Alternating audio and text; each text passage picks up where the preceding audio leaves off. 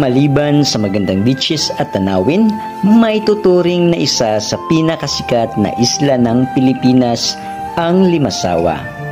Dahil ang isla ay may mahalagang ambag ayon sa kasaysayan, dahil dito napunta si Fernando Magallanes pagkaraang unang dumaong mula sa isla ng Humunhon noong Marso taong 1521. At may dalawang mahalagang pangyayari ang naganap sa Limasawa. Una, ang pakikipagsundo ni Magallanes sa pinuno ng isla na si Raja Colombo. Ito ang unang sandugo ng isang Pilipino at ng isang Espanyol.